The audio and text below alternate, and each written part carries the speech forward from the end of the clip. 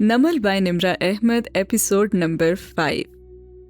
خوشی کی بات نہیں ہے کوئی فسانے میں، وگرنہ عذر نہ تھا آپ کو سنانے میں۔ زمر کال ختم کر کے باہر آئی تو بڑے ابا لاؤنج میں اخبار پڑھ رہے تھے۔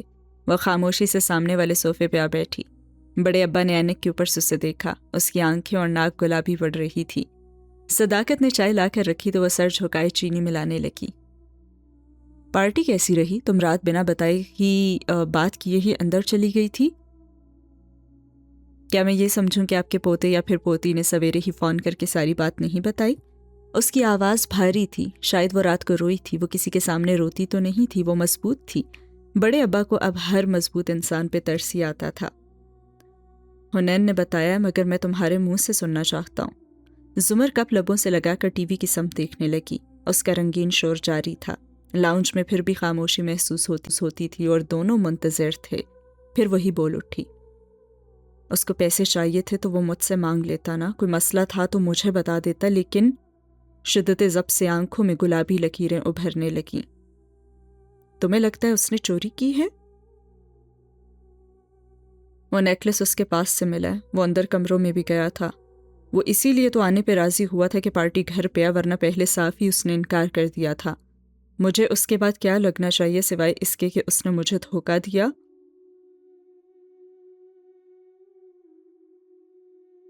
بڑے ابا تھک کر اسبات میں سر ہلانے لگے۔ ہاں، وہ بڑا ہو گیا، دھوکے دینے لگ گیا، فریب کار بن گیا۔ ایسا ہی ہے نا؟ بالکل۔ زمر کے دل پہ کسی نے پیر رکھ دیا تھا۔ فریبی اور سادی کچھ اندر تڑپا تھا۔ ایسے مت کہیں، طنز میں بھی نہیں طنز نہیں، سچ ہے۔ وہ کتنے آرام سے سب کو دھوکہ دے دیتا ہے نا، اور تمہیں تو پہلی دفعہ دھوکہ نہیں دیا اس نے۔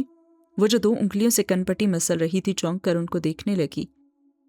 کیا کہنا چاہ رہے ہیں آپ؟ وہ دھوکے باز ہے، اس سے فریب کی ہی تو توقع کرو زمرہ۔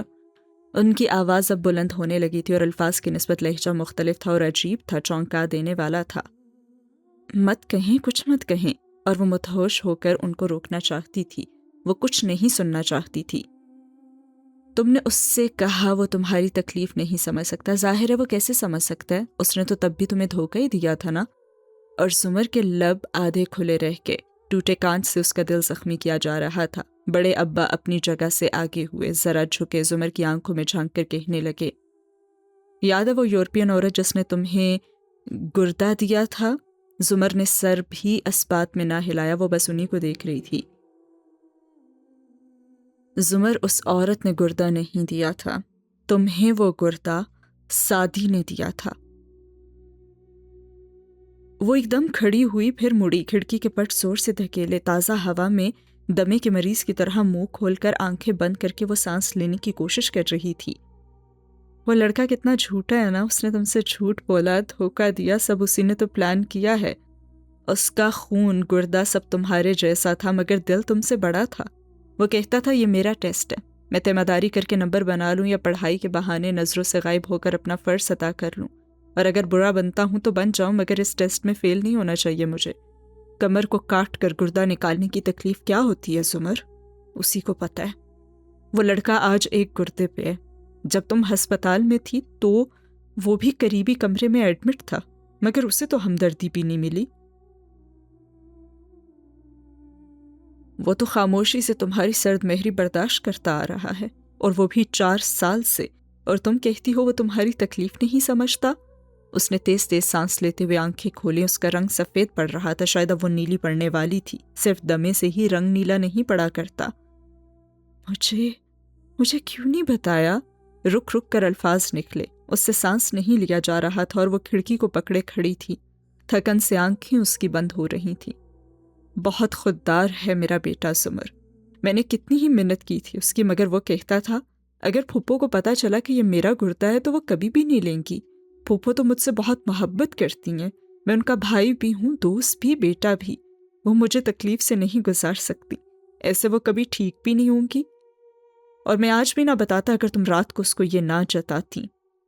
اس نے کرب سے آنکھیں بند کر لیں۔ گردہ کٹنے کی تکلیف زیادہ بڑی تھی یا دل کٹنے کی؟ سوال کا تو جواب کی ضرورت ہی نہیں تھی۔ وہ پزمردہ نحیف چہرے کے ساتھ اس کی پشت دیکھ رہے تھے۔ اگر آج تمہارے پاس ایک گردہ ہے تو اس کی وجہ سادی ہے، وہ دھیرے سے پلٹی، اس کی آنکھوں کی گلابی لکیریں سرخ پڑ چکی تھیں، شاید ان میں نمی تھی، بھلے وہ انہیں نہ گرنے دے مگر وہ بہرحال آنسو تو تھے۔ آپ یہ کیا کہہ رہے ہیں؟ آپ یہ کہہ رہے ہیں کہ اگر آج اس کے پاس ایک گردہ ہے تو اس کی وجہ میں ہوں؟ اور یہ سوال نہیں تھا، سو اس کا کوئی جواب بھی نہیں تھا۔ وہ نم آنکھوں سے اس کو دیکھتے رہے، جواب کا انتظار اسے بھی نہ تھا۔ وہ تیزی سے اپنے کمرے کی طرف چلی گئی۔ کھڑکی اب پوری کھل چکی تھی اور تازہ ہوا بہت امید افزا تھی، اور سین ہوا ختم۔ الفت کے سودے کون کرے، نفرت کی جھولی کون بھرے، ہم کاروباری دنیا میں بیگانے ہی بیگانے ہیں۔ سیاہ BMW اس بنگلے کے پورچ میں رکی۔ شوفر نے دروازہ فوراً کھولا۔ ہاشم باہر نکلا اور سونیا کی انگلی پکڑے اسے بھی باہر لے آیا۔ پھر گلاسز اتار کر گریبان میں اٹکاتے ہوئے داخلی دروازے کو دیکھا جہاں شہرین کھڑی تھی۔ وہ بھی اٹھی تھی مگر باب کٹ بال بالکل سیٹ تھے۔ بائے بابا، سونیا سے ملنے کو وہ جھکا تو اس نے باپ کے دونوں گال چومے، پھر پیچھے اترتے نوشرواں کو ہاتھ میں لایا۔ بائے شیرو، وہ جو خشمگی نگاہوں سے صرف شہرین کو دیکھ رہا تھا، بدک مسکرا کر سر کو خم کیا۔ سونیا بھاگتی ماں کے گلے لگ کے جو اسی کے لیے جھکی تھی، ان دونوں سے قطعاً بے نیاز۔ میرا بیبی، آنکھیں موندے بچی کو ساتھ لگائے وہ بڑبڑائی۔ ہاشم ایک ہاتھ جیب میں ڈالے مسکرا کر دونوں کو دیکھ رہا تھا۔ بتایا ہے مجھے سونیا نے رستے میں کہ اسے کتنی خواہش تھی ہمارے ہنی مون کی تصاویر دیکھنے کی۔ اور شہرین بے اختیار سیدھی ہوئی نگاہیں پھسل کر خود کو چپتی آنکھوں سے دیکھتے ہوئے شیرو پہ گئیں۔ اس کی گردن میں گلٹی سی ابھر کر معدوم ہوئی۔ تو وہ بظاہر لاپرواہ تھی۔ سونیا کو سر کے اشارے سے اس نے اندر بھیجا۔ تو تمہیں لگتا ہے تم مجھے بے وقوف بنا لو گی؟ وہ مسکراتے ہوئے آگے آیا، اس کے بالمقابل کھڑا ہوا اور آنکھوں میں دیکھ کر بولا۔ تم کیا کہہ رہے ہو؟ وہ اکتائی۔ شہرین انسان میں اتنے گٹس ہونے چاہیے کہ اپنے عمل کی ذمہ داری لے۔ تم سے اچھا تو ساتھ ہی نکلا۔ 2 ہاتھ لگائے میرے گارڈ نے تو سب بک دیا کہ کس طرح تم نے اسے پاسورڈ دیا، اور ہاں وہ بھی میری بیٹی کے کیک پہ۔ تم اچھی جاسوس بن سکتی ہو ویسے۔ تم نے ISI کے لیے اپلائی کیوں نہیں کیا؟ شہرین کے آئیبرو حیرت سے اٹھے۔ سعدی نے؟ او، تو تمہیں لگا تھا وہ تمہیں وہ نہیں بتائے گا؟ شہرین کی آنکھوں میں غصہ اور بیزاری ابھری۔ میں تم سے اتنا اکتا چکی ہوں کہ تمہارے خلاف مدد مانگنے والے کو تو میں انکار ہی نہیں کر سکتی، اور کسی اچھے دوست کو تو میں بالکل بھی نہیں کر سکتی۔ او اچھا دوست، کیا تم نے نوٹ کیا؟ مڑے بغیر نوشروان سے سوال کیا، اور اس کو دوسری دفعہ صدمہ ہوا تھا۔ ابھی تک امید تھی کہ شاید، مگر اب نہیں۔ غم غصے میں بدلنے لگا۔ وہ بھائی کے عقب سے نکل کر آگے آیا۔ کیا تمہیں میں ہی ملا تھا استعمال کرنے کے لیے؟ بھویں بھیج کر وہ غصے سے کہہ رہا تھا۔ وہ بھی اس لوزر سعدی کے لیے؟ اس کو تو میں چھوڑوں گا نہیں، اور بدلہ تو میں تم سے بھی لوں گا۔ گو کہ ہاشم یہی چاہتا تھا، مگر نوشرواں کا پارے کی طرح تیز چڑھتا غصہ قابو کرنے کے لیے اس کی کوہنی تھامنا پڑی۔ نوشرواں سر جھٹک کر رخ موڑ گیا۔ شہرین بس سب سے ان دونوں کو دیکھے جا رہی تھی۔ آئندہ میرے خلاف کسی کی مدد کرنے سے پہلے یہ سوچ لینا کہ پھر تمہیں ساری زندگی اپنی بیٹی کی شکل نہیں دیکھنے دوں گا، اور اگر کوئی شک ہو تو پہلی قسط تم 3 دن بعد تب دیکھو گی جب تم چھٹیوں پہ دبئی اکیلی جاؤ گی۔ سونیا کو اس لیے چھوڑ رہا ہوں کہ 2 دن گزار لو اس کے ساتھ۔ اور شہرین کے تاثرات بدلے، بے چینی، پریشانی۔ وہ تیزی سے آگے بڑھی۔ ہاشم، سونیا میرے ساتھ جائے گی، یہی طے ہوا تھا۔ طے کرنے والا میں تھا، منسوخ بھی میں ہی کر رہا ہوں۔ اور مسکراہٹ غائب تھی، اور وہ درشتی سے چبا چبا کر کہہ رہا تھا، خلا کے وقت اپنی بیٹی میں نے تمہارے حوالے کی کہ تم ماں تھی، سو میں نے تم پہ احسان کیا تھا۔ تب سے ہفتے میں 2 دن اپنی بیٹی کو لے کر جاتا ہوں، باقی وہ تمہارے ساتھ ہی رہتی ہے۔ تمہیں میری طرف سے کوئی پریشانی نہیں ملتی، اور اس سب کا صلہ تم نے میرے پشت پہ وار کر کے دیا۔ اس کی آواز اونچی ہو رہی تھی۔ نوشرواں اب ذرا کم غصے سے ان کو دیکھ رہا تھا، اندر سے پریشانی بھی تھی۔ شہری بیٹی کے بغیر رہے گی کیسے؟ میں سونیا کے بغیر کیسے رہوں گی؟ تم یہ نہیں کر سکتے۔ اس کا سارا تن تنا جھاگ بن کر بیٹھ گیا تھا۔ یہ تو پہلے سوچنے والی بات تھی نا، 2 دن گزارو اور تیسرے دن میری بیٹی کو واپس چھوڑ جاؤ۔ اور یہ تو تم جانتی ہو کہ میری بیٹی کو میری مرضی کے بغیر تم دنیا کی کسی ملک لے جانا تو کیا اس ملک سے بھی نہیں نکال سکتی۔ اس نے صرف پاسورڈ مانگا تھا، اسے وہ واپس چاہیے تھا جو تم نے اس سے لیا تھا۔ مجھے نہیں پتا وہ کس چیز کی بات کر رہا تھا۔ تم میرے ساتھ یوں مت کرو ہاشم۔ اور ہاشم چونکا اور پھر سر جھٹکا۔ نہیں پتا تھا تو اس کی مدد کیوں کی؟ تمہاری بیٹی کا باپ ہوں میں، اور یہ تمہاری بیٹی کا چچا ہے جس کو تم نے یوز کیا، سو اب تم سونیا کو نہیں لے کر جا رہی۔ قطعی انداز میں وہ یہ کہہ کر مڑ گیا، اور دونوں تیز تیز کار تک واپس آئے۔ دروازے جھٹ کھولے گئے۔ شہری کھڑی رہی بے بسی اور پریشانی سے لب کاٹتی۔ میں نے سعدی کو انڈر ایسٹیمیٹ کیا تھا، ہاشم بیٹھتے ہوئے بڑبڑایا۔ نوشروان نے بے اختیار اسے دیکھا۔ مطلب کیا تم سن نہیں رہے تھے؟ اس سے وہ چاہیے تھا جو میں نے اس سے لیا تھا، وارث کے لیپ ٹاپ کے ڈاکیومنٹس، وہ میرے پاس ہی تھے۔ یہ کہتے ہوئے شوفر کو اشارہ کیا۔ وہ سر ہلا کر ڈرائیونگ سیٹ کی طرف آیا۔ مگر 15 منٹ میں وہ کتنے ڈاکیومنٹس پڑھ سکتا ہے؟ شاید ایک بھی نہیں، مگر 15 منٹ میں وہ ان سب کو کاپی تو ضرور کر سکتا ہے۔ یہ کہہ کر ہاشم جیسے ساری دنیا پہ لعنت بھیج کر کھڑکی سے باہر دیکھنے لگا، اور نوشرواں خاموش ہو گیا۔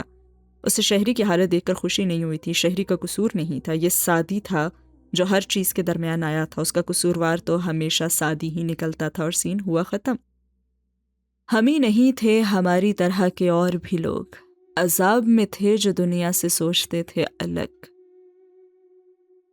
صبح کی سنہری سفیدی میں گرمی کی حدت بڑھتی جا رہی تھی۔ مرحوم ذوالفقار یوسف کے گھر میں چلتے ایئر کولر نے ٹی وی والے کمرے کو قدرے ٹھنڈا کر رکھا تھا۔ ندرت ادھر ادھر بکھری چیزیں سمیٹ رہی تھی۔ ساتھ ساتھ راہداری کی گول میز پہ بیٹھے حنین اور اسامہ کو لیکچر بھی جاری تھا۔ اتنا نہیں ہوتا کہ جو چیز اٹھاؤ اسے جگہ پہ ہی رکھ دو؟ اور سیم نے احتجاج کرتے ہوئے کہا، امی میں سب کچھ جگہ پہ واپس رکھتا ہوں۔ جی، مگر کسی اور کی جگہ پہ۔ حنین نے بات مکمل کی، وہ ساتھ چائے پی رہی تھی۔ تم تو جیسے سب ٹھیک رکھتی ہو نا، ابھی تمہاری الماری کھولوں نا تو کپڑوں کا ماؤنٹ ایوریسٹ نیچے گرے گا، اور جیسے تم اس ماؤنٹ ایوریسٹ تلے دب کر زخمی ہو جاؤ گے۔ اس نے سکون سے دوسرا گھونٹ بھرا۔ آج فرینڈ چوٹی بنانے کی زحمت نہیں کی تھی۔ کھلے بال سیدھے مگر ذرا بکھرے ہوئے تھے۔ ندرت مزید ان دونوں کو کچھ بھی کہے بغیر راہداری سے گزر کر سعدی کے کمرے تک گئی۔ اتنا تو وہ دیکھ ہی چکی تھی کہ وہ فجر تک کام کرتا رہا تھا، پھر سو کر 9 بجے اٹھ بھی گیا تھا۔ بیڈ پہ بیٹھا جاگرز کے تسمے باندھ رہا تھا۔ ندرت نے پیار سے اسے دیکھا۔ وہ بڑا ہو گیا تھا اور لمبا بھی، مگر اس کے چہرے پر ایک نوعمر لڑکوں والی سادگی اور معصومیت تو اب بھی تھی۔ وہ سیدھا ہوا تو ماں کو کھڑے پایا، اور پھر وہ آنکھوں سے مسکرایا۔ کیا باتیں ہوئیں بڑے ابو سے؟ وہ اٹھ کر لیپ ٹاپ بیگ میں سمیٹنے لگا۔ وہی ان کی پرانی فکر، زمر کی شادی۔ انہوں نے تھکی ہوئی سانس کھینچی، اور سعدی خاموشی سے چیزیں سمیٹتا رہا۔ وہ اس کو سمجھا کر تھک گیا، مگر وہ نہیں مانتی۔ سعدی تم ہی سمجھاؤ نا، اب تو تمہاری بات چیت بھی ہوتی ہے پھوپھو سے، اور تمہاری بات تو وہ ہمیشہ سے مانتی ہیں۔ سعدی نے بیگ کا سٹریپ کندھے پہ ڈالا، چہرے پہ چھپائے حسن کو چھپانے کی ناکام کوشش کرتے ہوئے کچھ کہنے ہی لگا تھا کہ فون بج اٹھا، جیسے جان بچ گئی۔ ندرت بات بھول کر واپس چلی گئی، اور اس نے انجانا نمبر اٹھایا۔ ملنا ہے مجھے اس وقت کدھر ہو؟ ملنا ہے مجھے اسی وقت کدھر آؤں؟ پارس کے الفاظ بھی اسی کی طرح تھے، ٹھک ٹھک ٹھک۔ میں تو نکل ہی رہا تھا، ریسٹورنٹ آ جائیں؟ اس نے درمیان کا راستہ نکالا۔ آدھے گھنٹے تک، اور فون بند۔ یہ ماموں بھی نا آگے پیچھے کی بات نہیں کریں گے کبھی بھی۔ اس نے مسکرا کر سر چھٹکا، پھر ندرت کی باتیں یاد آئیں۔ پھپھو کیا اب بھی اس کی بات مانتی تھی؟ وہ باہر آیا تو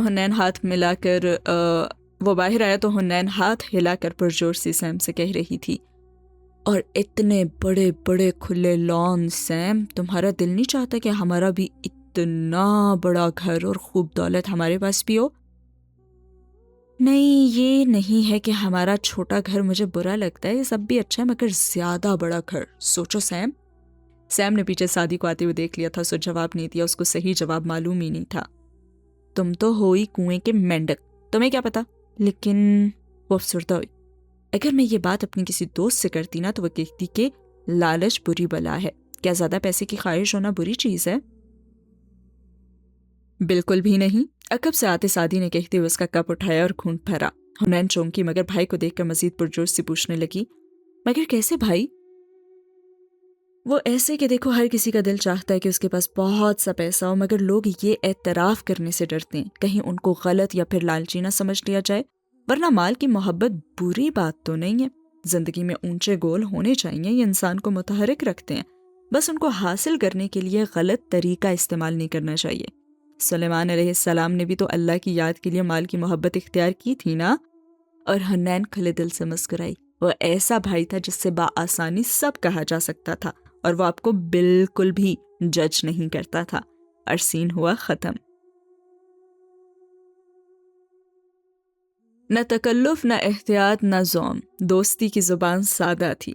ریسٹورانٹ نیم ویران تھا، ان کا کاروبار ویسے بھی کوئی بہت فائدے میں نہیں تھا، پھر بھی گزارا ہو جاتا تھا۔ اس نے اپنی مخصوص میز پہ بیگ رکھا ہی تھا کہ فون بجنے لگا۔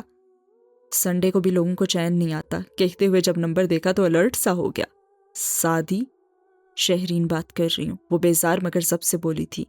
جی میرے پاس ہے آپ کا نمبر، سوری میں آپ کا شکریہ ادا نہیں کر سکا۔ اب اس کی بالکل ضرورت نہیں ہے کیونکہ ہاشم ابھی ابھی یہاں سے نکلا ہے، وہ سونیا کو میرے ساتھ چھٹیوں پہ نہیں جانے دے رہا۔ مگر کیوں؟ یہ تو تم بتاؤ گے نا۔ کیا اس لیے مجھ سے مدد مانگی تھی کہ پکڑے جانے پہ سارا ملبہ تم مجھ پہ گرا دو؟ وہ تیزی سے بولی اور سعدی کی آنکھوں میں الجھن ابھری۔ کیا مطلب؟ تم نے ہاشم کے سامنے میرا نام کیوں لیا؟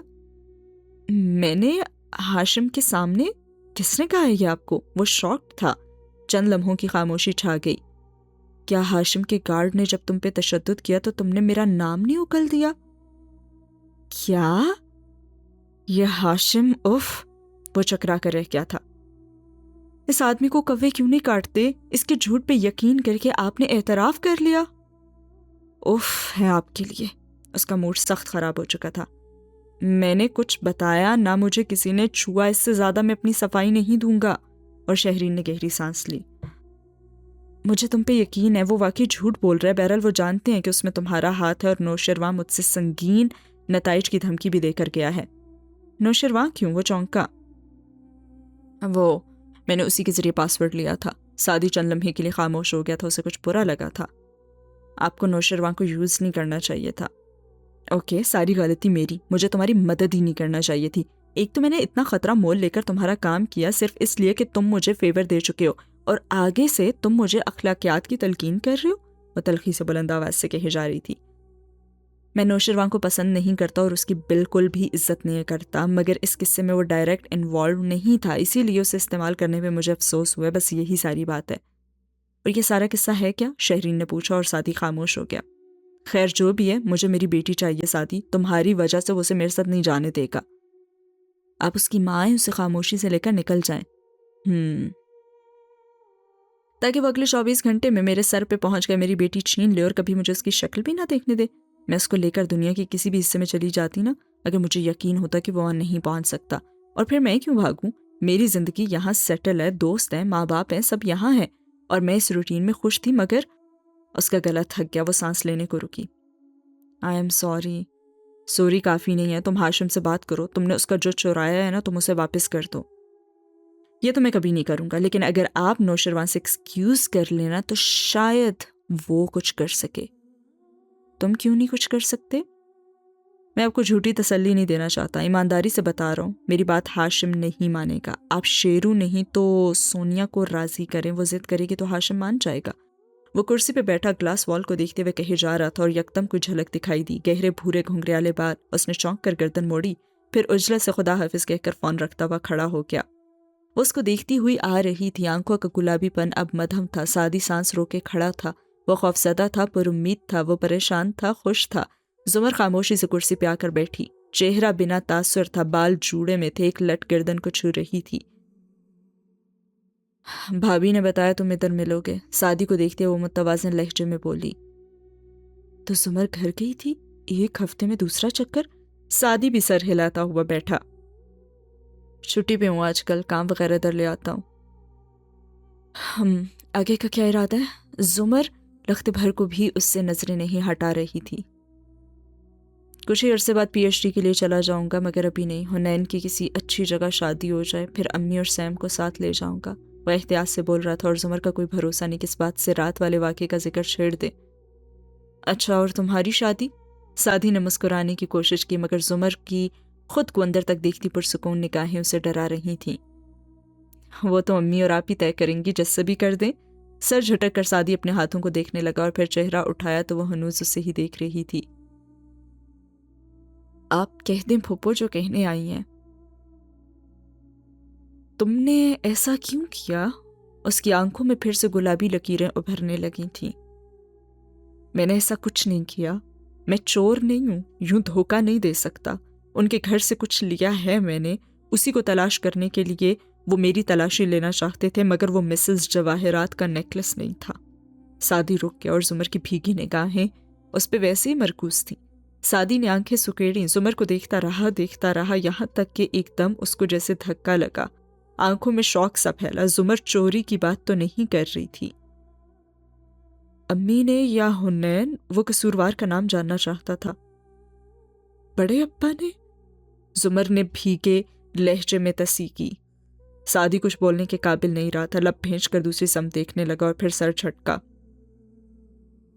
میں ان کو اس کے لیے معاف نہیں کروں گا، وہ بری طرح ہرٹ ہوا تھا اور زمر کی آنکھوں میں دیکھنے کی اس کی ہمت نہیں تھی۔ اندھیرے میں کھڑے شخص پہ کسی نے فلڈ لائٹس روشن کر دی تھیں۔ مجھے کیوں نہیں بتایا سعدی، مجھے کیوں دھوکے میں رکھا؟ صرف سعدی کے سامنے وہ رو سکتی تھی۔ آنسو اس کی آنکھوں سے گرنے لگے تھے اور سعدی نے کاؤنٹر پہ کھڑے لڑکوں کو اشارہ کیا۔ ان سب نے فوراً شکلیں کچن میں گم کر لیں۔ اگر مجھے پتا ہوتا تو تمہیں ایسے کبھی نہ کرنے دیتی۔ کیوں نہیں بتایا؟ کیوں نہیں جتایا؟ ایک دفعہ تو کہا ہوتا، غصے سے ہی کہہ دیتے، لڑ کر کہہ دیتے۔ ہمارے درمیان تو بہت دوستی تھی نا۔ اس نے مجرم کی طرح سر جھکا لیا۔ میں جتانے والا نہیں ہوں۔ اپنا کیوں نہیں سوچا؟ اس عمر میں کوئی گردہ دیتا ہے کیا؟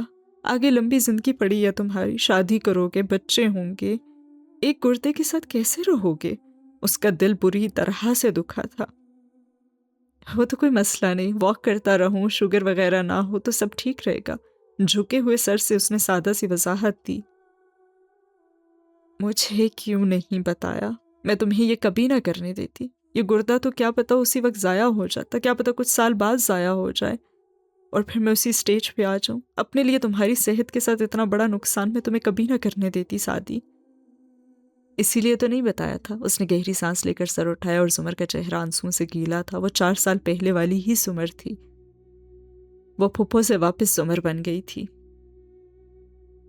میں ہم دونوں میں سے پہلا دھوکے باز نہیں ہوں زمر۔ کیا آپ نے کبھی مجھے دھوکے میں رکھ کر کچھ نہیں کیا؟ کیا میرے لیے آپ نے کچھ نہیں کیا؟ یاد ہے جب ہم اسکول میں تھے، میں ساتھ ہی اس نے روکنا چاہا۔ نہیں، مت روکیں اور سنیں۔ میں چھوٹا تھا، آپ مجھ سے 8 سال بڑی تھیں، 8 کلاسز آگے تھیں۔ ہمارا ایک ہی اسکول تھا، امی اور دادی کی نہیں بنتی تھی، ہم الگ رہتے تھے۔ ابو کے حالات اچھے نہیں تھے مگر خوددار تھے۔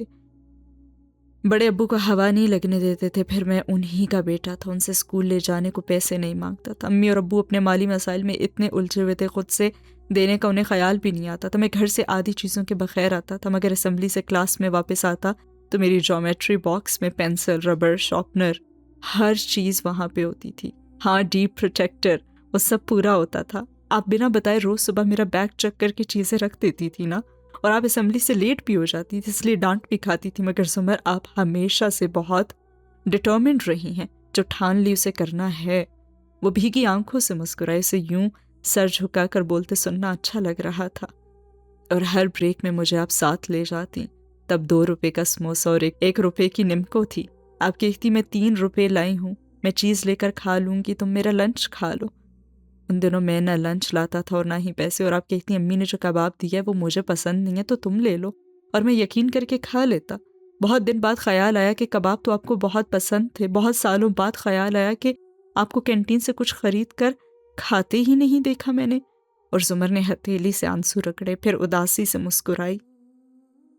ان دنوں تو بڑے ابا کی نوکری بھی چلی گئی تھی، ہمارے حالات بھی اچھے نہیں تھے، دونوں باپ بیٹے خوددار تھے، میں دونوں کا بھرم رکھنا چاہتی تھی۔ ہاں، میں بہت دیر سے سمجھا کہ آپ پیسے نہیں لاتی تھی۔ میرے لیے آپ سارا دن بھوکی رہتی تھی۔ جب امی نے کاروبار کا سوچا تو میں نے کہا کہ ریسٹورانٹ کھولتے ہیں، کسی کو کھانا کھلانے سے پیارا احسان بھی کیا ہوگا۔ سب اپنے گھر کے بچوں کے لیے کرتے ہیں، ان میں کوئی بری بات نہیں ہے، سبھی اپنے گھر کے بچوں کے لیے کرتے ہیں، اس میں تو کوئی بڑی بات نہیں ہے۔ مگر وہ سن نہیں رہا تھا۔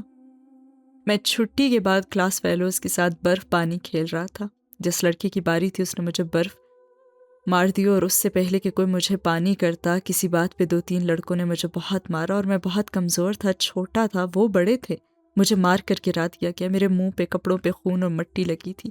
آپ پتہ نہیں کہاں سے آئیں، آپ نے مجھے اٹھایا، میرا چہرہ صاف کیا، اپنی یونیفارم کی پٹی سے خون صاف کیا، پھر پکڑ کے بینچ پہ ساتھ بٹھایا اور پوچھا ان لڑکوں کا نام بتاؤ، کلاس اور سیکشن۔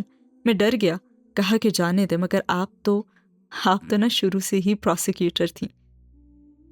وہ کوئی اور لوگ تھے جن کے سعدی کو مار جائے اور وہ چپ کر کے بیٹھ جائیں۔ ہائے، میں تو غلط چیز پہ چپ نہیں رہوں گی۔ ہمارے سعدی کو کس نے مارا ہے؟ آپ مجھے اسی طرح کہا کرتی تھی نا، ہمارا سعدی۔ اور اس وقت آپ کی یہی 3 الفاظ تھے، نام، کلاس، سیکشن۔ مجھے بتانا پڑا، تب مجھے پتا چلا کہ آپ کتنی مستقل مزاج ہیں اور ہیڈ اسٹرانگ بھی۔ آپ ان لڑکوں کے پاس گئیں، ان کو کچھ نہیں کہا، صرف پیار سے ان کے ماں باپ کے پتے پوچھے۔ پھر اللہ جانے کیسے آپ نے ان کے والدین کو اسکول بلایا، وہ لڑکے مجھے، ٹیچرز، پرنسپل، سب کو ایک کمرے میں اکٹھا کیا، اور پھر آپ نے وہ لمبی تقریر کی۔ وہ شرمندہ ان کو کیا کہ مجھے یقین ہے کہ گھر جا کر ان لڑکوں کو مجھ سے زیادہ ہی مار پڑی ہوگی۔ اور زمر نرمی سے ہنسے جا رہی تھی، اور سعدی نے عرصے بعد اسے یوں ہنستے ہوئے دیکھا تھا۔ میں 10 سال کا تھا جب آپ کی منگنی ہوئی تھی، پہلی منگنی۔ اس کے اگلے الفاظ نے زمر کی ہنسی ٹھہرا دی۔ وہ سر جھکا کر کہنے لگا، ان کو شادی کی جلدی تھی اور بڑے ابا نے سارا جہیز جمع کر لیا تھا۔ آپ نے انٹر کے بعد پڑھائی بھی بس کر دی تھی تب۔ شادی کی تیاریاں عروج پہ تھیں۔ دادی نے سارا سامان سٹور میں رکھا تھا، کپڑے، فرنیچر سب اوپر نیچے گھسایا تھا۔ میں اور آپ وہاں بیٹھا کرتے تھے نا۔ آپ مجھے بہت شوق سے اپنی چیزیں بھی تو دکھایا کرتی تھی۔ میں نے زندگی میں کبھی دوبارہ آپ کو اتنا خوش ہوتے ہوئے نہیں دیکھا جتنا میں نے تب دیکھا تھا۔ چھوڑو اس بات کو، اس نے تکلیف سے پہلو بدلا۔ مجھے وہ سب یاد ہے۔ آپ چلی گئی تھی، میں اکیلا تھا۔ میں نے کچھ چلایا تھا یا پتہ نہیں کیا، میں باہر آ گیا، مگر آگ نہیں بجھی۔ سٹور جل کر راکھ ہو گیا تھا، اور اگر وہ سٹور الگ نہ بنا ہوتا تو شاید سارا گھر ہی جل جاتا۔ بڑے ابا کے پاس جہیز دوبارہ بنانے کی رقم بھی تو نہیں تھی، لڑکے والوں کے پاس مہلت دینے کا ظرف بھی نہیں تھا، اور آپ کی منگنی ٹوٹ گئی۔ دادی کو شک تھا کہ اس میں میرا ہاتھ ہے، مگر آپ نے سب سے یہی کہا کہ آپ ہی سے ہوا ہے، اور آپ نے مجھ تک بات نہیں آنے دی۔ میں نے پوچھا کہ کیوں جھوٹ بول رہی ہیں، تو آپ نے کہا سعدی میں تمہیں پروٹیکٹ کر رہی ہوں، میں ہمیشہ تمہیں پروٹیکٹ کروں گی، اس میں تمہارا کوئی قصور نہیں تھا۔ اور آپ کی دوسری منگنی ختم ہونے میں بھی تو میرا ہی قصور تھا، میں نے آپ کو مجبور کیا تھا وارث ماموں کے کیس کے لیے، میں نے آپ کو اس میں پھنسا دیا تھا۔ کیا اس سب کے بعد بھی، اور دوسری ان گنت قربانیوں کے بعد بھی جو آپ نے ہمارے لیے دی، میں آپ کے لیے اتنا سا بھی نہیں کر سکتا تھا؟ زمر نے نفی میں سر ہلایا۔ کچھ بھی تمہاری وجہ سے نہیں ہوا، یہ میری قسمت تھی۔ میں 4 سال غلط وجہ سے تم سے خفا رہی، یا شاید میں انتظار کرتی رہی کہ تم نے بھی تو میری موجودگی میں آنا چھوڑ دیا تھا۔ میں چاہتا تھا ہم ناراضگی میں کم سے کم سامنا کریں، مجھے پتا تھا ایک دن ہماری صلح ہو جائے گی، خون کے رشتوں میں صلح ہو ہی جاتی ہے، مگر میں درمیان کی تکلیف سے بچنا چاہتا تھا۔ زمر نے نم آنکھوں سے مسکرا کر اسے دیکھا، جو سر جھکائے لب کاٹتا کہہ رہا تھا، یہ وہی بچہ تھا جس کو انگلی پکڑ کر چلنا اس نے سکھایا تھا، اور یہ اتنا بڑا کب ہوا؟ کیا آپ کل رات کے لیے ابھی بھی مجھ سے ناراض ہیں؟ سعدی نے سر اٹھا کر ڈرتے ہوئے پوچھا۔ میں کل بھی ناراض نہیں تھی، بس اپسیٹ تھی۔ نکلنے سے پہلے ان کی نوکرانی مجھ سے ٹکرائی تھی بری طرح سے، اور اسی نے میرے کوٹ میں ڈالا ہوگا، مجھے یقین ہے۔ ہاں ہو سکتا ہے اس نے چرایا ہوگا، مگر پکڑے جانے کے خوف سے ایسا کیا ہو۔ وہ ٹیشو سے آنکھوں کے کنارے پہنچتے انداز میں لگ رہی تھی۔ زمر ملازم مالک کے کہے بغیر اتنا بڑا سٹیپ کبھی بھی نہیں لیتے۔ یہ سب ہاشم نے کروایا ہے۔ مگر زمر جو کل ہاشم سے بدگمان ہو رہی تھی، اب وہ بدگمانی زائل ہو چکی تھی۔ ہاشم کو نیکلس چاہیے تھا، اس لیے وہ تلاشی لینا چاہتا تھا۔ شاید مجھ سے کوئی بھولا بسرا بدلہ بھی اتارنا چاہتا تھا، مگر وہ اتنا برا نہیں ہے کہ یہ خود رکھوا دیتا، ورنہ وہ صبح مجھے فون کر کے معذرت نہ کر رہا ہوتا۔ وہ رسان سے سمجھا رہی تھی۔ اس کو پتا تھا کہ نیکلس تمہارے جیب میں ہے، مگر پھر بھی اس نے ہمیں جانے دیا، اس نے ہمیں بے عزت نہیں ہونے دیا۔ میں اس کی اس عمل کی قدر کرتی ہوں۔ خیر اب تم وہ کیسے واپس کرو گے؟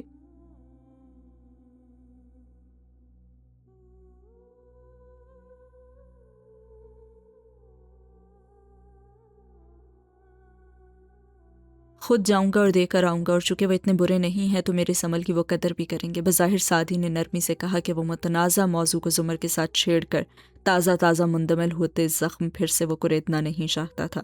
ریسٹورانٹ کا دروازہ کھلنے کی آواز آئی، سعدی چونکا اور پھر بے اختیار کھڑا ہو گیا۔ زمر نے گردن موڑی، فارس وہیں رک گیا تھا۔ زمر نے رخ واپس موڑ لیا، ٹیشو سے آنکھیں تپ کر صاف کی اور اٹھی۔ بوجھل سی خاموشی نے سب کو گھیرے میں لے لیا۔ پھر ملیں گے، نرمی سے اس نے سعدی کا کندھا تھپتھپایا اور مڑ گئی۔ فارس تیکھی نظروں سے اس کی پشت کو دیکھ رہا تھا، اس کے مڑنے پہ شیشے سے باہر دیکھنے لگا۔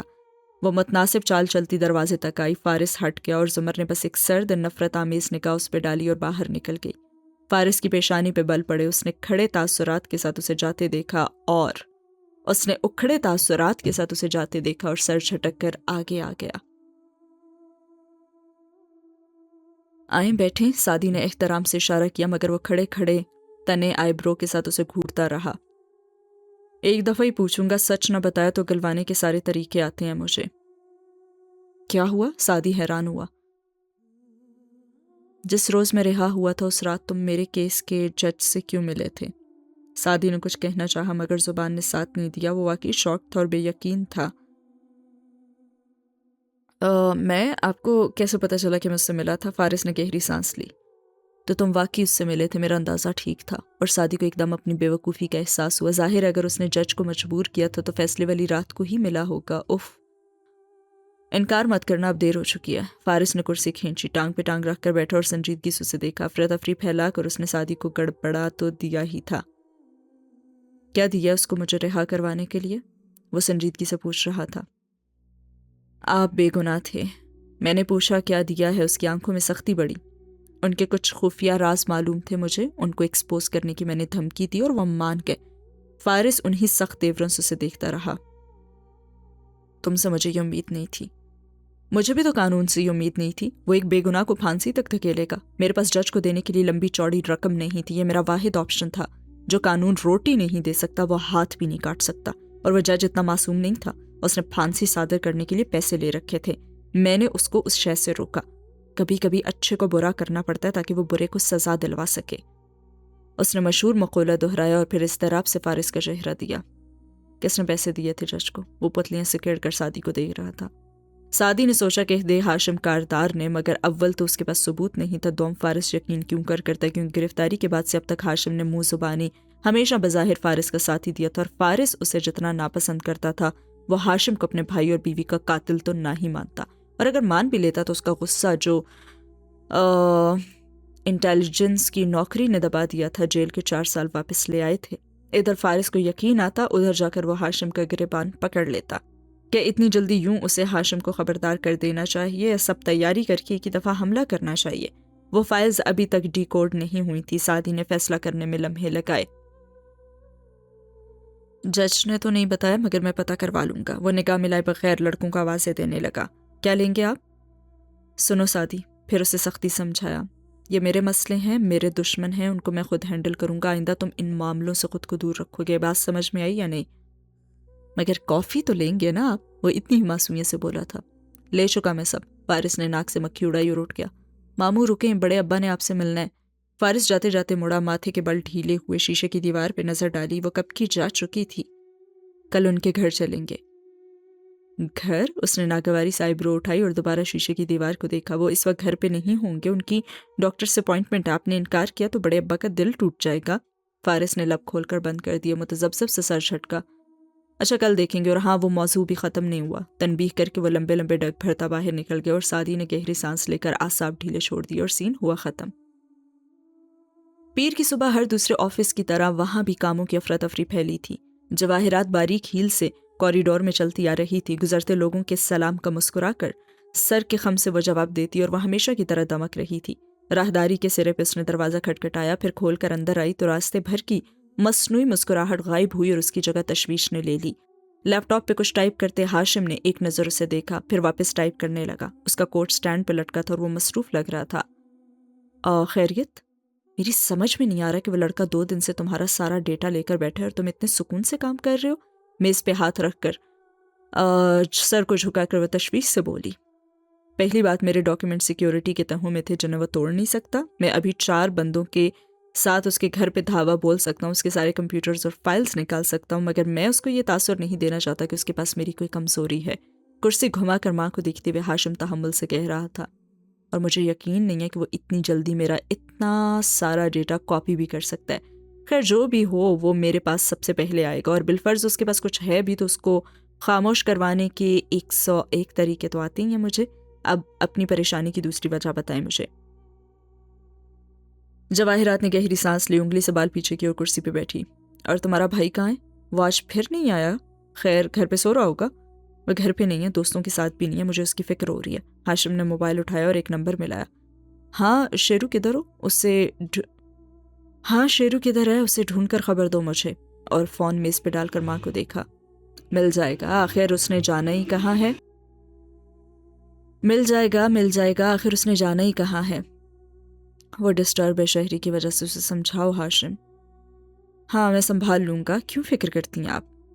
سعدی کو بھی تمہیں ہی سنبھالنا ہوگا، کیونکہ جب تک سعدی کو سزا نہیں ملے گی نا، شیرو کا غصہ ہلکا نہیں ہوگا. مجھے ڈر ہے کہ وہ کچھ غلط نہ کر بیٹھے. ممی کیا یہ بہتر نہیں ہوگا کہ ہم شیرو کو اس کا غصہ نکالنے کے بجائے غصہ کم کرنا سکھائیں؟ میں اس بحث میں نہیں پڑنا چاہتی، تم سعدی کا کچھ کرو. وہ ویسے بھی اسے پسند نہیں کرتا. جتنا سعدی اس کا راستہ کاٹے گا اتنا ہی شیرو ہائپر ہوگا. ہاشم کچھ کہنے لگا تھا مگر موبائل بجا اور اس نے کال اٹھائی. ٹھیک ہے. پھر ماں کی طرف متوجہ ہوا. وہ شوٹنگ کلب گیا اور وہ ٹھیک ہے، میں مل لوں گا اس سے، آپ بے فکر رہیں. نرمی سے مسکرا کر وہ آگے جھکا اور جواہرات کا ہاتھ دبایا. وہ مسکرائی. ہاشم پھر سے کام کی جانب متوجہ ہو گیا اور سین ہوا ختم.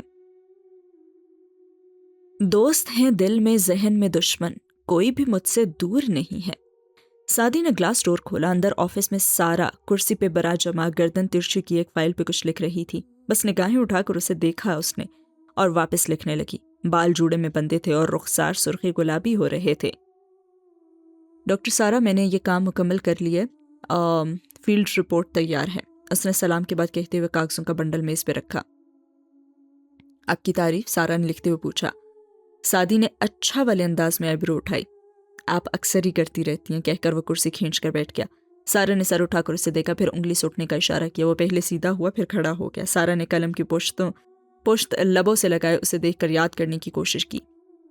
آپ کی شکل دیکھی بھالی ہے. جہاں تک مجھے یاد پڑتا ہے آپ اس پروجیکٹ کے سینئر انجینئر ہیں. جی میم، اور جہاں تک مجھے یاد پڑتا ہے میں نے ایک چھٹی کی درخواست دی تھی جو اپروو بھی ہوئی تھی. تو آپ نے چھٹی ختم ہونے سے پہلے آنے کی زحمت کیوں کی؟ پہلے میں بیٹھ جاؤں؟ اس نے پوچھا اور وہ اسی طرح خفگی سے اسے دیکھتی رہی اور سعدی پھر سے بیٹھا اور بنڈل اس کی طرف دھکیلا. آپ کا کام وقت سے پہلے کر دیا ہے، فیلڈ پہ جانے کی ساری تیاری بھی مکمل ہے. اب آپ وہ شکایت بتائیں جو آپ کو مجھ سے ہے. سارا نے فائل بند کی، ٹیک لگائے اور سنجیدگی سے اسے دیکھا. تمہیں پتہ ہے سعدی، تھر کے اس فیلڈ پہ ہزاروں لوگ کام کر رہے ہیں، ان سب کے اوپر اس عہدے پر پہنچنے والی میں واحد عورت ہوں. اور اس کی وجہ معلوم ہے کیا ہے؟ میرے جیسے ذہین اور قابل سینئر انجینئر کا ساتھ ہونا. سعدی کی زبان پھسلی. اپنے کام سے کمیٹڈ ہو کر رہنا اور بلا وجہ کے ناغوں سے پرہیز کرنا. آپ کو پتہ ہے میں بلا وجہ چھٹیاں نہیں کرتا. اب بھی کئی کام تھے تو وہ خاموش ہو گیا اور سنجیدہ بھی. اتنے اہم کام کہ تم نے مجھے فارس کے رہا ہونے کا بھی نہیں بتایا. آپ نے پوچھا ہی نہیں. اس نے سادگی سے شانے اچھ گئے. پوچھا تھا میں نے، تم نے تو بات ٹال دی تھی. اچھا نا، اب تو پتہ چل گیا آپ کو. وہ خوشگوار انداز میں گفتگو کی نوعیت بدلنے لگا. سارا اب فکر مندی سے اس کو دیکھ رہی تھی. تم بہت پراسرار ہوتے جا رہے ہو، اب تو کچھ بتاتے ہی نہیں ہو. ہر چیز کا ایک وقت ہوتا ہے. میں نے کہا تھا نا اس بندے کے لیپ ٹاپ تک پہنچ جاؤں پھر. ارے کون ہے وہ؟ کیا اسی نے وارث کو؟ سارے شکوے بھول کر سارا نے آگے ہوتے ہوئے احتیاط سے بات پوچھی اور سعدی نے اسبات میں سر ہلا دیا. بس تھوڑا سا انتظار کر لیں اور یہ سب مجھے سنبھالنے دیں. مسکرا کر بشاشت سے کہتا وہ اٹھ کھڑا ہوا اور سارا کی آنکھوں میں شکایت پھر سے ہو گئی. لڑکے تم اگلے ماہ مجھے فیلڈ پہ اپنے ساتھ چاہیے ہو، تیاری کر لو. راجر باس مسکرا کر ماتھے تک ہاتھ لے جا کر سلام کیا اور جانے کو مڑ گیا. سارا نے بمشکل مسکراہٹ دبائے سر جھٹکا. یہ سادی بینا، اور سین ہوا ختم. یہ ہے اہل دنیا کے دلچسپ دھوکے، کسی کو کسی سے محبت نہیں ہے.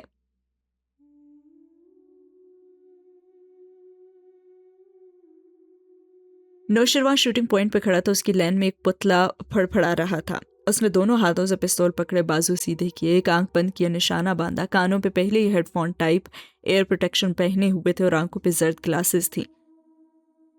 اس نے فائر کیا. 1 2 3 4 سب دل کے آس پاس لگے. دل ٹوٹنے اور پھٹنے سے بچا رہا.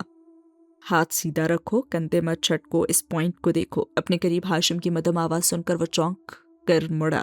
گلاسز لگائے، کیپ پہنے ہاشم اس کو دیکھے بنا آگے ہو کر اس کے ہاتھ کو سیدھا کر رہا تھا.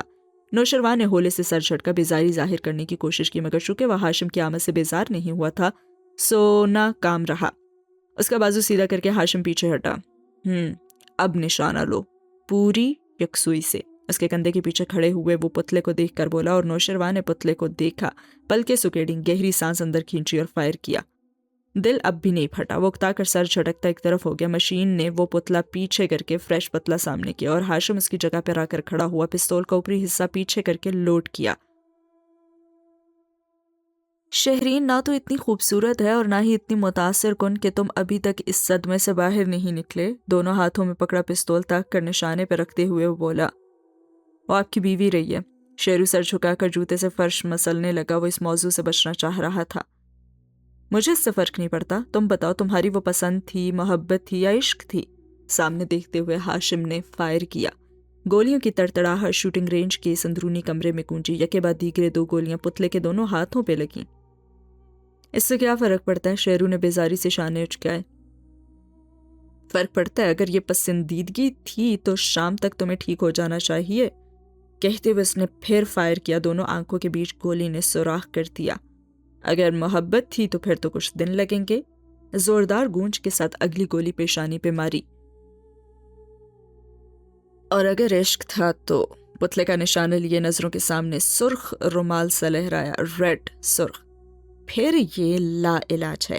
آخری گولی دل پہ ماری۔ دل پھٹ گیا۔ ہاشم نے گلاسز اتارے، آنکھیں سکیڑ کر تنقیدی نگاہوں سے پتلے کا جائزہ لیا جسے اب پیچھے لے جایا جا رہا تھا۔ پھر علامتی طور پہ پستول کی نالی پہ پھونک اس نے ماری، اسے پینٹ کی پچھلی جیب میں رکھا اور پرسکون سا نوشروان کی طرف موڑا۔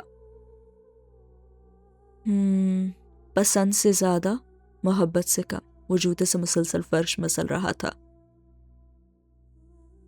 یا شاید شہرین کہ تمہیں استعمال کرنے سے زیادہ صدمہ تمہیں سعدی کے کہنے پہ استعمال کیے جانے پہ ہوئے۔ نوشروان کے جھکے چہرے پہ مارے اہانت کی سرخیاں دوڑنے لگی، مٹھیاں بھینچ لی۔ ہاشم نے بہت غور سے اسے دیکھا۔ سعدی کو دنیا میں سب سے زیادہ محبت کس سے ہے معلوم ہے؟ نوشروان نے سلگتی نگاہیں اٹھا کر اسے دیکھا۔ D.A. زمر سے۔ ہاشم نے اس بات میں گردن ہلائی۔ اور اس کی نظر میں ہم اسے گرا چکے ہیں۔ ان کے خراب تعلقات نیکلس برآمدگی کے بعد مزید خراب ہو جائیں گے، اور جلد ہی سعدی میرے پاس آئے گا اور میں اپنے طریقے سے اس کو سنبھال لوں گا۔ اگر وہ میرے لیے کام کرنے لگ جائے تو سوچو ہمارا غلام بن کر ہمیں کتنا فائدہ دے گا نا۔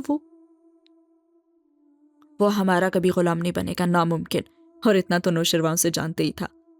میں اسے اندیکھی زنجیروں میں جکڑ لوں گا شیرو۔ ایک دن وہ میرے لیے کام کرے گا۔ اس کا ٹیلنٹ ہمارے ہی حق میں استعمال ہونا چاہیے۔ مطلب آپ کو ابھی بھی سعدی کی فکر ہے؟ نوشروان کے اندر غصے کی نئی لہر دوڑی۔ اور ساری زندگی مجھ سے مقابلہ کرتا آیا، ہر جگہ مجھے پیچھے کر کے خود لوگوں کی تحسین بٹورتا آیا ہے۔ اس کے سامنے کبھی میں کچھ نہیں ہوتا، ہر کوئی اس کا معترف ہوتا ہے۔ آخر کیوں؟ کیونکہ وہ خوددار اور ذہین نوجوان ہے، اس میں وقار ہے اور وہ رشتوں کا پاس کرنا جانتا ہے۔ وہ لوگوں کے لیے اچھا سوچتا ہے اور مشکل میں ان کی مدد کرتا ہے۔ انسان کو عزت کرانی پڑتی ہے۔ اور یو نو واٹ، میں یہاں کھڑا ہو کر سعدی کی صلاحیتوں پہ 2 گھنٹے مزید بھی بول سکتا ہوں، مگر مجھے تمہاری فکر ہے کیونکہ تم میرے بھائی ہو۔ اس لیے اس شہرین ٹراما سے نکلو۔ آج پورا دن اس کا سوگ منا لو اور کل صبح تم مجھے مضبوط اعصاب کے ساتھ واپس آفس میں نظر آؤ، اور اس بارے میں مزید ایک لفظ نہیں سنوں گا۔ سختی و درشتی سے اس نے کہا تو شیرو کا غصہ جھاگ کی طرف بیٹھا۔ اس نے جی کہہ کر سر جھکایا۔ ہاشم اس کے برابر سے گزر کر آگے بڑھ گیا۔ نوشروان نے گلاسز اب ہاتھ میں پکڑے رکھے تھے۔ دنیا اب ذرا واضح نظر آ رہی تھی اسے، اور سین ہوا ختم۔ لاؤنج کی چوڑی کھڑکی کے باہر دھوپ پگھل رہی تھی۔ کچن میں تلتے کبابوں کی خوشبو یہاں تک آ رہی تھی۔ ویل چیئر پہ بیٹھے بڑے ابا بہت ہی محبت اور اپنائیت سے صوفے پہ سر جھکائے فارسی کو دیکھ رہے تھے۔ قریب ہی سعدی کھڑا فائل کے صفحے پلٹ رہا تھا۔ نفی میں سر ہلاتے سعدی نے اس کا دوائیوں کا باکس کھول دیا۔ مجھے اچھی طرح یاد ہے میں کتنی گولیاں چھوڑ کر گیا تھا۔ آپ نے 2 ہفتے میں صرف 11 روز کی دوا کھائی ہے؟ فارس نے خاموشی سے بس نگاہ اٹھا کر اسے دیکھا، البتہ انہوں نے مسکراتے ہوئے تفتیش کرتے لڑکے پہ نظر ڈالی۔ وہ ختم ہو گئی تھیں، یہ نہیں منگوائی ہیں، صداقت سے پوچھ لو۔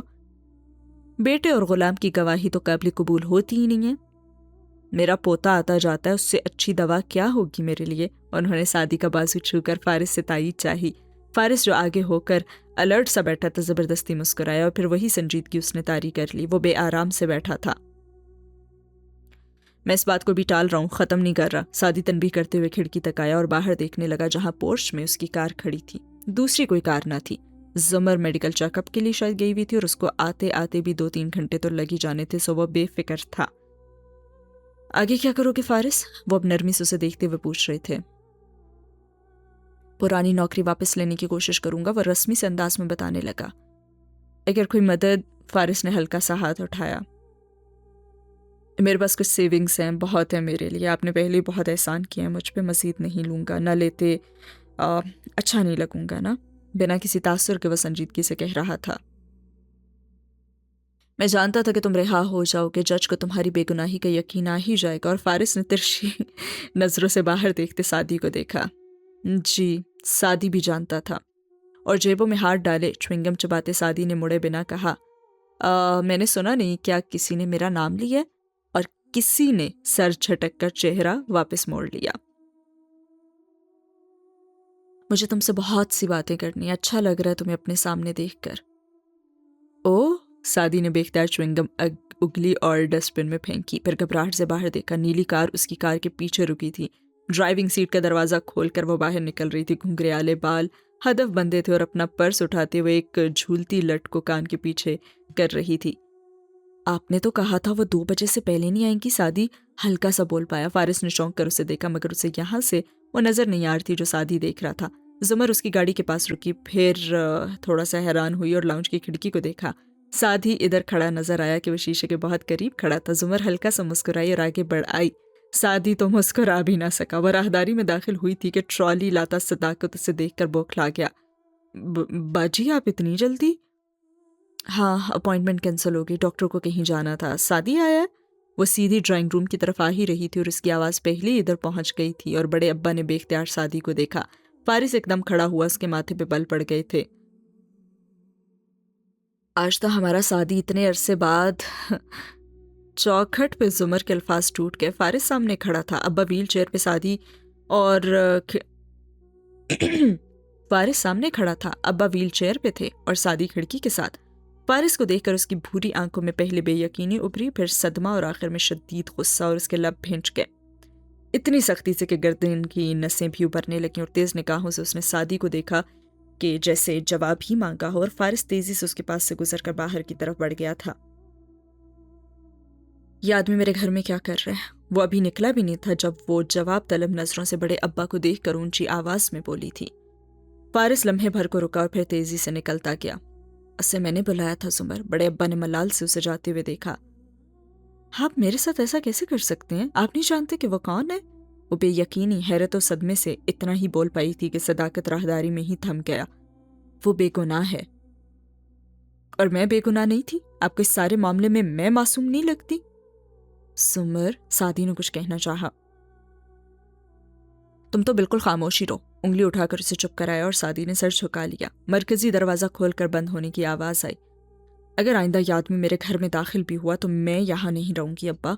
फारिस पोर्च अबूर करता दिखाई दे रहा था। हानतों और जब्त से उसके कान सुर्ख हो गए थे। बड़े अब्बा का दिल बुरी तरह से दुखा था। वो मेरे इसरार पे आया था, उसका क्या कसूर? ये सब। जुमर ने पर्स से रिपोर्ट के लिफाफे निकालकर जोर से मेज पे उछाले। वो सब बिखर कर नीचे लुढ़क रहे थे। ये सब इसका कसूर है। आपके 2 बच्चे एक गुर्दा खो चुके हैं तो इस आदमी की वजह से, और आप इसे अपने लाउंज में बिठा रहे थे अब्बा। उसने मुझे गोली मारी थी, ये वही आदमी है। तुमने उसे ये करते हुए नहीं देखा? मुझे पता है ये वही था, मुझे किसी की वजाहत की जरूरत नहीं है।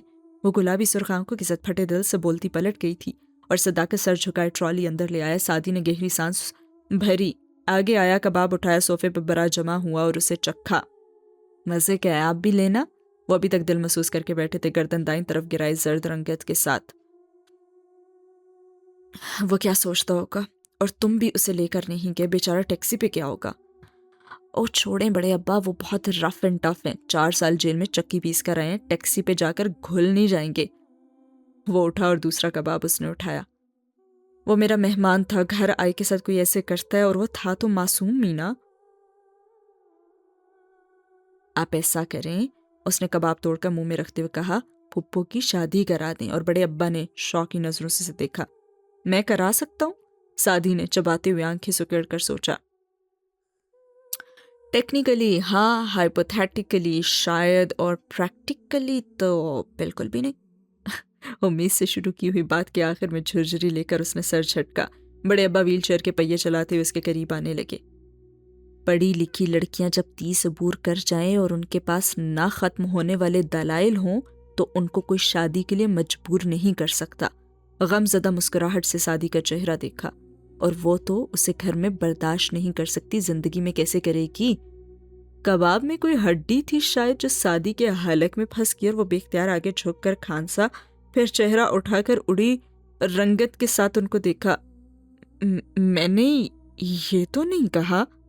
6 فٹ کا پوتا 25 سال کا ہو کر باہر سے ڈگری لا کر سمجھتا ہے کہ وہ دادا کی دوائیوں کی پرچی پڑھ سکتا ہے اور دادا اس کا ذہن نہیں پڑھ سکتا۔ سعدی نے بوکھلا کر دروازے کو دیکھا۔ آہستہ بولیے، میں آگ کر دیا جاؤں گا۔ اور بڑے ابا اداسی سے مسکرائے۔ یہ میری بھی خواہش ہے اور ہمیشہ سے تھی، مگر وہ کبھی نہیں مانے گی۔ اور سعدی بالکل چپ ہو گیا۔ تبھی راہداری سے قدموں کی آواز آئی۔ سعدی نے جلدی سے کبابوں کی پلیٹ واپس رکھی اور سیدھا ہو کر بیٹھ گیا۔ جاب پہ نہیں جا رہے ہو آج کل؟ زمر اندر آئی، سامنے ٹانگ پہ ٹانگ رکھ کر بیٹھی، لباس بدل کر فریش اور سنبھلی ہوئی تھی۔ منڈے تک آف لیا، کچھ کام نپٹانے تھے، وہ بظاہر سرسری لہجے میں کہتا ہوا گاہے بگاہے محتاط نظر اس پہ ڈالتا۔ اگر تمہیں میرا وہ رویہ بہت برا لگا تو میں معذرت کرتی ہوں، مگر مجھے اس کا کوئی افسوس نہیں ہے، کیونکہ اگر تم خود کو میری جگہ پہ رکھ کر سوچو نا تو تمہیں میں حق بجانے بھی نظر آؤں گی۔ نہایت ٹھنڈے لہجے میں وہ شروع ہوئی۔ میری زندگی کے کچھ اصول ہیں، میں جن کو پسند نہیں کرتی ان سے بھی مل لیتی ہوں، مگر جن سے میں نفرت کرتی ہوں، بالخصوص کسی ایسے شخص سے جس نے مجھے نقصان دیا ہو، تو اس کو میں اپنے ارد گرد برداشت نہیں کر سکتی۔ اس بارے میں مجھے اپنے جذبات چھپانے کی ضرورت نہیں ہے۔ آخر میں ہلکے سے شانے اچکائے اور سعدی نے سر ہلایا۔ وہ جذبات نہیں مگر ڈھیروں کرب چھپا کر آئی تھی۔ آئندہ کچھ بھی ایسا نہیں ہوگا جو آپ کو تکلیف دے زمر، اور جو دے چکے ہیں وہ ضرور بھگتیں گے۔ مجھے ان کے بھگتنے سے غرض نہیں ہے، مگر آپ تو انصاف قصاص پہ یقین رکھتی ہیں۔ معاف میں نے ابھی بھی نہیں کیا سعدی، مگر میں زندگی میں آگے بڑھنا چاہتی ہوں، میں خود کو مزید تکلیف سے بچانا چاہتی ہوں۔ وہ سنجیدگی سے کہہ رہی تھی۔ ابا آپ کو اس سے ملنا ہے تو ضرور ملے، مگر میری موجودگی میں یہ مت کیجیے گا۔ ہم نے تو یہی سمجھا تھا نا۔ سعدی نے بمشکل خود کو کہنے سے روکا۔ سعدی چاہتا ہے کہ ہم کل رات اس کی طرف کھانا کھائیں۔ بڑے ابا نے بات بدل دی، نہ تائید کی نہ انکار کیا، اور زمر نے سعدی کو دیکھا جو متذبذب سا اسے دیکھ رہا تھا، اور وہ ذرا سے مسکرائی۔ شور، ہم تو ضرور آئیں گے۔ سعدی کی رنگت واپس آئی اور وہ مسکراتا وہ اٹھا۔ ہم سب انتظار کریں گے۔ اور زمر کی مسکراہٹ اس کی آنکھوں میں بھی تھی، اور اب وہ بہتر محسوس کر رہی تھی، اور سین ہوا ختم۔ تم جیسے نور صبح کہتے ہو، میں اسے گرد شام بھی نہ کہوں۔ رات کی سیاہ افشاں پورے شہر پہ جگمگا رہی تھی۔ کاردارز کے عظیم الشان قصر کے سامنے لان نشیب میں جا تھا تو آگے اینیکسی تھی۔ فارس دروازے پہ کھڑا چابیوں کے گچھے سے ایک لگا رہا تھا۔ جینز پہ بٹنوں والی شرٹ پہنے، کف کلائی پہ موڑے، اس کا چہرہ بے تاثر تھا۔ دروازہ کھولا، اس نے اندر قدم رکھا، بنا دیکھے دیوار پہ ہاتھ مارا اور سیدھا دوسرا بٹن دبایا۔ داخلی حصے کی بتی جل اٹھی۔ وہ چھوٹے چھوٹے قدم اٹھاتا اندر آیا، گردن گھما کر چھت، کھڑکیوں، دیواروں کو دیکھتا۔ وہ راہداری سے گزر رہا تھا۔ گھر باہر سے پینٹ شدہ تھا کہ کاردارز اپنا گھر پینٹ کرواتے تو اس کا بھی بیرونی حصہ کروا ہی دیتے کہ ان کے لان سے وہ دکھائی دیتا تھا۔ البتہ اندر سے گھر تو معمولی ہی تھا، نارمل سا فرنیچر، چپس کا فرش، دیوار اور چھت کے ملنے کی جگہ پہ اکھڑا سا پینٹ۔ وہ آگے بڑھتا گیا۔ جواہرات نے یہاں صفائی کروا دی تھی۔ آج وہ صاف ستھرا سا پڑا تھا، مگر پھر بھی پرانا اور معمولی ہی لگتا تھا۔ لاؤنج چھوٹا تھا، اس کے ایک طرف کھانے کی گول میز رکھی تھی۔ ڈرائنگ روم الگ تھا، سیڑھیاں اوپر جاتی۔ ایک طرف دروازہ تھا جہاں سے سیڑھیاں بیسمنٹ میں جاتی۔ بیسمنٹ تہہ خانے کی طرح تھا، پورے گھر کے رقبے پہ پھیلا کمرہ جس میں ستون تھے مگر دیواریں ندارت۔ اس تہہ خانے میں کاٹ کباڑ تھا۔ فارس ادھر نہیں گیا، وہ اوپری منزل پہ آیا۔ آگے ٹیرس بھی تھا اور اندر دیوار، اور دیوار پہ ایک تصویر تھی۔ تصویر میں وہ ہلکا سا مسکرا رہا تھا، بالکل ہلکا سا۔ ایش گرے ڈنر سوٹ میں وہ ملبوس تھا، بال اب جیسے تھے، ساتھ ایک ساڑی میں ملبوس لڑکی بھی کھڑی تھی۔ سٹیپ میں کٹے بال، بڑے جھمکے، جاذب نظر، وہ بھی مسکرا رہی تھی۔ فارس پلٹ کے، اس کا چہرہ بے تاثر تھا۔ باتھ روم میں آ کر اس نے نل کھولا اور آستین موڑ کر وضو کرنے لگا۔ ٹیرس سے باہر روشنی میں نہایا قصر دکھائی دے رہی تھی۔ اندر ملازموں کی چہل پہل جاری تھی۔ جواہرات سربراہی کرسی پہ برا جمع نزاکت سے چھری کاٹنے سے سٹیک کا ٹکڑا توڑ رہی تھی۔ دائیں ہاتھ بیٹھا ہاشم پلیٹ پہ جھکا کھانے میں مگن تھا۔ اس کے موبائل کی میسج ٹون وقفے وقفے سے بج رہی تھی۔ جواہرات کے دوسرے ہاتھ بیٹھا نوشرواں بے دلی سے کانٹا پلیٹ میں الٹ پلٹ رہا تھا۔ اس کی شیپ بڑی ہوئی تھی۔ تم آج پھر آفس نہیں آئے؟ جواہرات نے کانٹا چلاتے بس نگاہیں اٹھا کر شیرو کو دیکھا۔ اس نے بیزاری سے چہرہ اٹھایا۔ آپ لوگ مجھے کچھ دیر کے لیے اکیلا نہیں چھوڑ سکتے کیا؟ ممی، ہاشم نے نگاہوں میں جواہرات کو تنبیہ کی۔ اس نے ذرا سے شانے اچکائے۔ میرا خیال تھا تم اب تک اپنے بھائی کو سمجھا چکے ہوگے، مگر یہ اس عورت کے غم میں جو اس کو گدھا سمجھ کر استعمال کر کے چلی گئی ہے۔ آپ چاہتی ہیں کہ میں ٹیبل سے اٹھ جاؤں؟ اس کا چہرہ سرخ پڑنے لگا۔ شیرو بدتمیزی مت کرو، وہ ہماری اماں ہیں۔ اور جس طرح ہاشم نے صرف نگاہ اٹھا کر سختی سے کہا، نوشروان نے گردن جھکا لی اور جواہرات نے گہری سانس لے کر گلاس لبوں سے لگایا۔ میں اس دن کا انتظار کر رہی ہوں جب تمہیں احساس ہوگا کہ تمہاری ماں اور تمہارا بھائی تمہیں پروٹیکٹ کرنے کے لیے کیا کیا کرتے ہیں، اور یہ پورا ہفتہ ہم نے تمہارا خواہ مخواہ کا غصہ برداشت کیا ہے، تم ہمیں ہی مورد الزام ٹھہرا رہے ہو۔ اگر سعدی نے، اور اس نام پہ تو نوشروان کی کن پٹیاں پھٹنے کو تھیں، کچھ برا کیا بھی ہے تو تمہارے بھائی کے ساتھ کیا ہے، اور جب وہ کہہ رہا ہے کہ وہ اسے سنبھال لے گا تو تم کیوں اپنا خون جلا رہے ہو؟ اور نوشروان نے کانٹا رکھ دیا، بس کھا چکا تھا وہ۔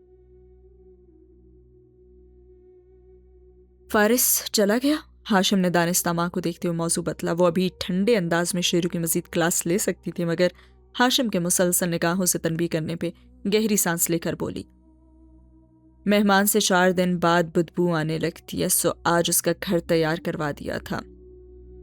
نوشروان اٹھنے کے لیے پر تول رہا تھا، مگر بہرحال اس میں اتنی جرت نہ تھی کہ بڑے بھائی اور ماں کے سامنے یوں اٹھ کر جائے۔ ہاشم کا موبائل پھر بجا۔ اس نے ایک ہاتھ سے کانٹا لبوں تک لے جاتے دوسرے سے فون کان سے لگایا۔ جی آپ کا کام ہو گیا تھا، میں صبح تک کیس فائل آپ کو بھیجوا دوں گا۔ جی بالکل۔ اس نے پلیٹ پر ایک اور دوسرا نمبر ملانے لگا، اور ہاشم کے ہر وقت بجتے فون کے تو وہ عادی ہو ہی چکے تھے۔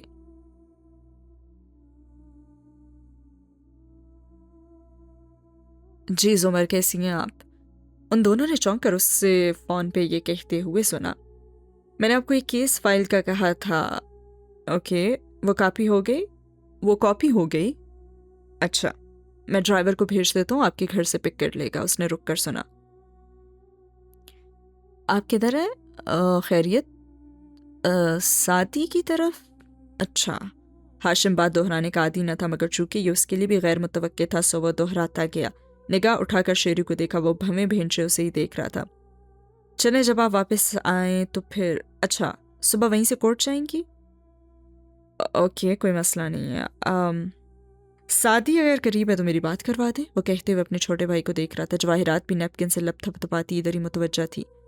کیا حال ہے سعدی؟ وہ بولا تو آنکھوں میں سرد مہری آ گئی۔ نوشروان نے کہہ کر استہزائیہ سر جھٹکا۔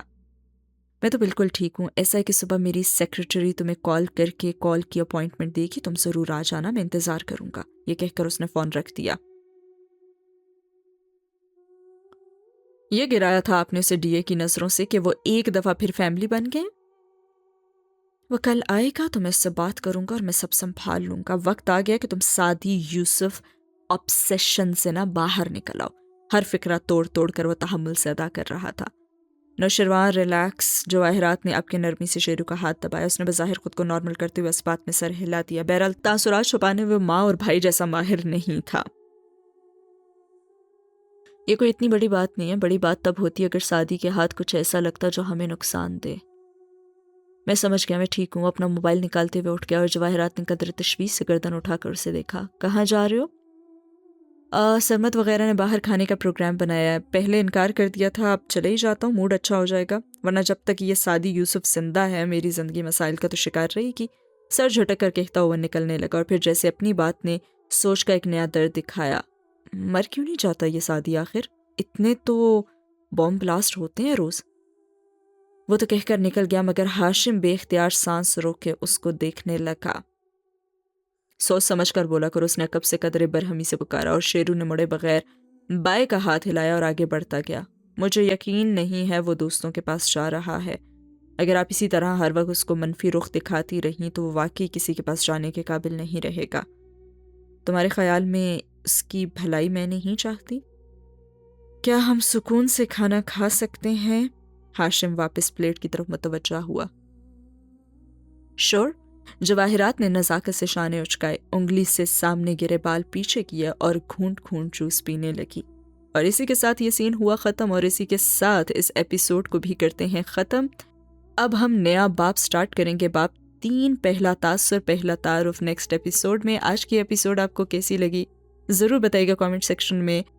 آڈیو کے بیک گراؤنڈ میں آپ کو یہ میوزک جو کہ ووکلز ہیں، صرف میوزک نہیں ہے، کیا آپ کو صحیح لگ رہا ہے، یا اس کے علاوہ بھی کوئی آپ کا فیڈ بیک ہو، کوئی ایشو ہو، ضرور بتائیے گا کامنٹ سیکشن میں، تاکہ ہم آڈیوز کو امپروو کر سکیں۔ سپورٹ کیجیے گا، لائک کامنٹ سبسکرائب کرنا ہرگز نہ بھولیے گا. ویڈیوز روز آئیں گی، بس آپ لوگ بھی تھوڑی سی محبت دکھانا ہرگز نہ بھولیے گا. ملتے ہیں اگلی ایپیسوڈ میں، تب تک کے لیے رکھیے اپنا بہت سارا خیال. اللہ حافظ.